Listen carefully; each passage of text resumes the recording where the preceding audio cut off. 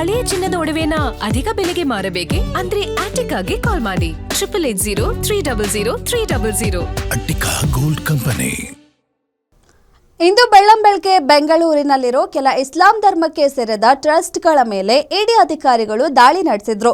ಬೆಂಗಳೂರಿನ 8 ಸ್ಥಳಗಳಲ್ಲಿ ಏಕಕಾಲಕ್ಕೆ ದಾಳಿ ನಡೆಸಿದ ಇಡಿ ಅಧಿಕಾರಿಗಳು ಮಹತ್ವದ ಮಾಹಿತಿ ಜೊತೆಗೆ ಸಾಕ್ಷಿಗಳನ್ನ ಕಲೆ ಹಾಕಿದ್ದಾರೆ. ಯಾವ ವಿಚಾರಕ್ಕೆ ಇಡಿ ದಾಳಿ ನಡೆಸಿದ್ದಾರೆ ಅಂದ್ರೆ ನೀವು ಬೆಚ್ಚಿ ಬೀಳೋದಂತೂ ಗ್ಯಾರಂಟಿ. ಆ ಕುರಿತ ಸ್ಟೋರಿ ಇಲ್ಲಿದೆ ನೋಡಿ. ಐಸಿಸ್ ಉಗ್ರ ಜಾಲದ ಮೇಲೆ ಇಡಿ ಅಧಿಕಾರಿಗಳ ದಾಳಿ. ಬೆಂಗಳೂರಿನ 8 ಸ್ಥಳಗಳಲ್ಲಿ ಇಡಿ ದಾಳಿ ತೀವ್ರ ತಲಾಶ್.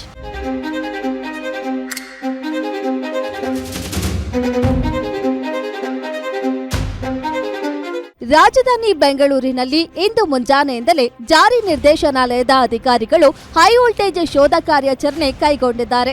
ಜಾಗತಿಕ ಉಗ್ರ ಸಂಘಟನೆ ಐಸಿಸ್ಗೆ ಅಕ್ರಮ ಹಣ ವರ್ಗಾವಣೆ ಮತ್ತು ಉಗ್ರರ ನೇಮಕಾತಿ ಜಾಲಕ್ಕೆ ಸಂಬಂಧಿಸಿದಂತೆ ನಗರದ ಒಟ್ಟು 8 ಕಡೆಗಳಲ್ಲಿ ಇಡಿ ಅಧಿಕಾರಿಗಳು ಏಕಕಾಲದಲ್ಲಿ ದಾಳಿ ನಡೆಸಿದ್ದಾರೆ. ಸಿಆರ್ಪಿಎಫ್ ಯೋಧರ ಬಿಗಿ ಭದ್ರತೆಯಲ್ಲಿ 3ಕ್ಕೂ ಹೆಚ್ಚು ವಾಹನಗಳಲ್ಲಿ ಆಗಮಿಸಿದ್ದ ಅಧಿಕಾರಿಗಳ ತಂಡ ಬೆಂಗಳೂರಿನ ಫ್ರೇಸರ್ ಟೌನ್, ಬೆನ್ಸನ್ ರಸ್ತೆ, ಶಾಂತಿನಗರ, ಗುರಪ್ಪನಪಾಳ್ಯ, ಕೋರಮಂಗಲ ಹಾಗೂ ಕಮ್ಮನಹಳ್ಳಿಯ ಮನೆ ಮತ್ತು ಕಚೇರಿಗಳಲ್ಲಿ ಜಾಲಾಡಿದ್ದಾರೆ.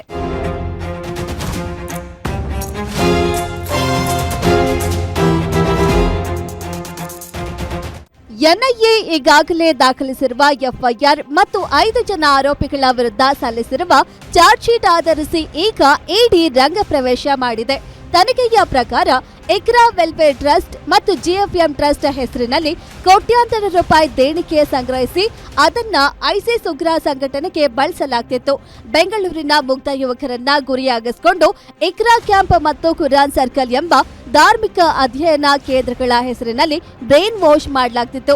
ಬಳಿಕ ಅವರನ್ನ ಟರ್ಕಿ ಮಾರ್ಗವಾಗಿ ಸಿರಿಯಾಗೆ ಕಳುಹಿಸಿ ಐಸಿಸ್ ಉಗ್ರರನ್ನಾಗಿ ಮಾಡಲು ಭೀಕರ ಸಂಚು ಹೂಡಲಾಗಿತ್ತು ಎನ್ನುವುದು ಇಡಿ ತನಿಖೆಯಲ್ಲಿ ಬಯಲಾಗಿದೆ.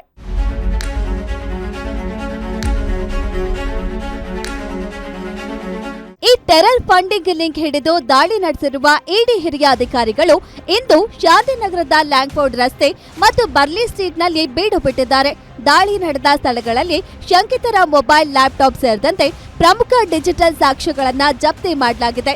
ವಿದೇಶಗಳಿಂದ ಹರಿದು ಬಂದ ಹಣ ಯಾರ ಖಾತೆಗೆ ಹೋಗಿದೆ, ಯಾರ್ಯಾರಿಗೆ ತಲುಪಿದೆ ಎಂಬ ಅಕ್ರಮ ಹಣ ವರ್ಗಾವಣೆ ಜಾಲದ ಕಂಪ್ಲೀಟ್ ಮಾಹಿತಿ ಕಲೆ ಹಾಕಲು ಅಧಿಕಾರಿಗಳು ತನಿಖೆ ತೀವ್ರಗೊಳಿಸಿದ್ದಾರೆ. SK Manjunath, crime bureau, guarantee news.